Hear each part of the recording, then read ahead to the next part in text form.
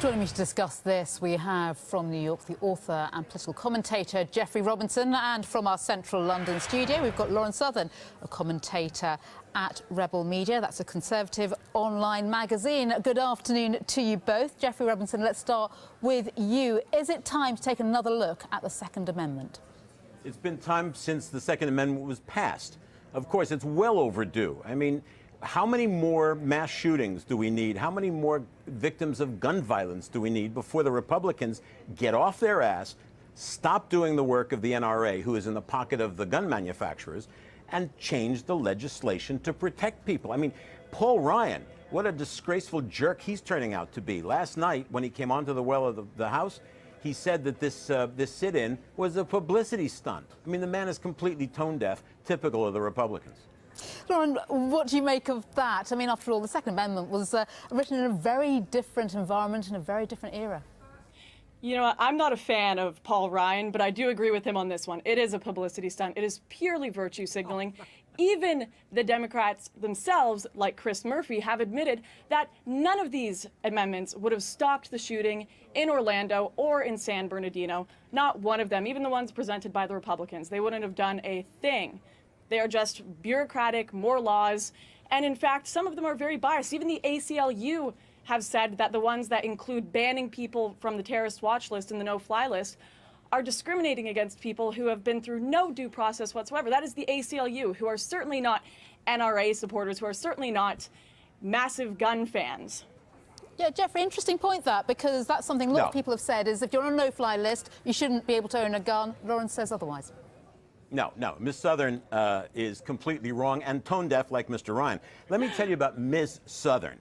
I love it that she comes to my country and preaches no gun laws when Ms. Southern is a Canadian, where they have very, very strict gun laws and where the gun laws work. We in the United States have 50,000 gun deaths a year. Ms. Southern in Canada has fewer than 310. So, Ms. Southern, here's my advice to you. Go back to Canada, get the gun laws changed there and obliterated, and then come back on Sky and let us know how well that worked out for you. Let's let Lauren Southern have a chance to respond to that. That's quite an accusation, Geoffrey. Oh, I would love for the gun laws to change in Canada. If I were an individual that were in America in a mass shooting, the first thing I would think is, I wish I had a gun on me. I wish I were able to defend myself. The gun is an equalizer. As an individual, if I were attacked, I would have many men who attacked me I couldn't outpower. I would want a gun on me to defend myself from rape, from being murdered. If I was in a mass shooting, I would be a sitting duck. As much as you can love and trust the government, they still have to make that call. They still have a time to get there. And if there were someone with a gun in the Orlando shooting or the Paris shooting, any of these places, these mass deaths could have been stopped. Even the Eagles of Death, the concert that was playing in Paris, the singers said that I wish there was someone in there with a gun so that this could have been stopped. I will try to change the laws in Canada, and I wish I were in the States right now, and maybe I'll go there someday so that I can have the right to defend myself from both people who want to attack me, do me harm, and from a tyrannical government. Okay, it's a good point, but on the other hand... no, it's not a good point. It's nonsense. It's utter crap. It's not a good point at all. It's fallacious nonsense. It's rhetoric. It doesn't make any sense. I will apologise for your language. We are, of course, on live TV, so let's just remember that when we're discussing I know, and it's still crap. Please explain to me how one of these amendments would have stopped the shooting in Orlando. I will gladly explain what gun control does. No, what the amendments that are being... No, listen. Just listen. In your youthful high school exuberance, you are very naive. What gun violence does, what gun laws do is prevent gun violence. See, one of the things Miss Southern... It did? Really? There were guns in Orlando in the club. There were tons of gun laws, but there were guns in the club in Orlando. The guards were armed. Obviously, you've never carried a gun. Some of us who served in the U.S. military have carried a gun. Okay, Geoffrey, and I can tell you something. Let's just get back to the subject here. Let me finish. When you have lots and lots of guns in a room, what you get is panic and more deaths. Miss Southern doesn't have a clue what she's talking about. Okay, Geoffrey, less of the personal attacks, please. Let's keep it on this subject.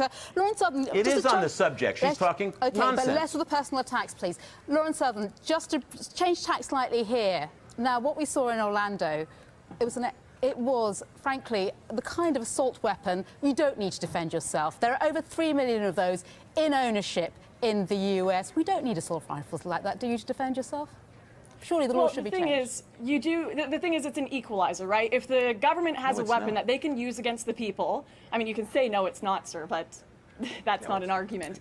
You saw during the Chicago riots where you had Asian store owners defending their stores from being burnt down, and the only way they did that was with high-caliber weapons, and they were one of the few peoples that didn't have their stores burned down. You saw it during in Ukraine when you had the government sniping their own people. The people were disarmed. They were fighting with Molotovs against sniper rifles. You need to be able to defend yourself from a tyrannical government. And with most of America seemingly thinking that Trump is the new Adolf Hitler, I think that liberals would want to be arming themselves to defend themselves from a Fourth Reich. Utter nonsense. Okay, Jeffrey, Jeffrey, the clock is against us. Let's just talk now about let me the stick to the issue.